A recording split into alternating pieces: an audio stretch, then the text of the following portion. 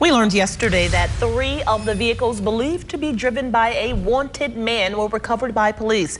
But while the vehicles are in custody, Andrew Obregon is not. He is still wanted in connection with a homicide, at least 2 robberies, car thefts, and high-speed chases. And while authorities continue to scour remote areas of Kenosha County, a local man is offering up the help of his drone to try and make the search a little easier. CBS 58's April DeVorney brings us that story from Kenosha.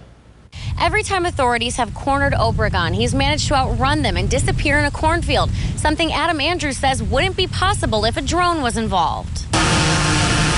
Faster, quieter, cheaper, and safer than manned aircraft. In this video put together by Adam Andrews, you can see how a suspect hiding in a cornfield is quite visible from the air. We can fly literally a foot above the corn stalk, and not disrupt any of the vegetation or really bother anybody either. During 2 pursuits, suspect Andrew Obregon has lost authorities by ducking into a cornfield, which doesn't surprise Andrews. If we were to walk in this cornfield here just 5 or 6 feet, we'd almost really disappear. Andrews says a ground search in these corn stalks is more dangerous than the public realizes. An officer doesn't want to go running in there after him because he doesn't know if he has a gun, he doesn't know what he's going to do, he doesn't know which way he went. People think, just sending the dogs, but canines can cost $30,000 to $50,000 for a department. Which is why he's offering up his drone. We can go back and forth, we can take photographs, video, and if we don't see it, we can actually go back and look at those videos and stills on a laptop. Quieter and cheaper than a helicopter.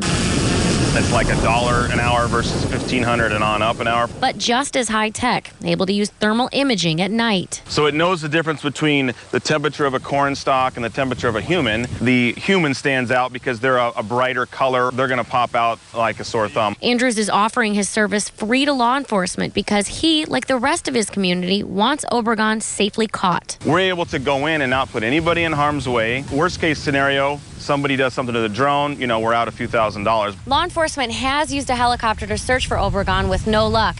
As for Andrews, he says he's ready to offer his services whenever authorities reach out to him. For now, reporting in Kenosha, April DeVorney, CBS 58 News. A motorcyclist is dead after a crash.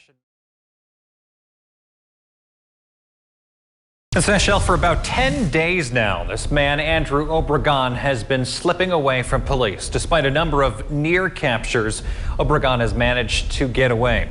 All of this began September 26th when deputies began investigating the death of Taiwan Anderson. October 2nd, deputies told us Obregon was a person of interest in that death and they'd been chasing him while he was driving a stolen car.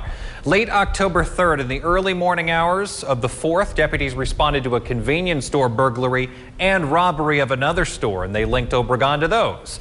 And then again chased him, driving another stolen car. Deputies told us about yet another chase in another stolen car, and yesterday said they collected all of those vehicles. Still no sign, though, of Obregon. Well, a local man wants to offer the use of his drone in the Obregon search. Adam Andrews says drones are safer and much more cost-effective. It's like $1 an hour versus $1,500 and on up an hour. Law enforcement has used a helicopter to search for Obregon, but have had no luck. Andrews says he's willing to offer his services to find Obregon for free. New at 9, a touching tribute to Marquette grad.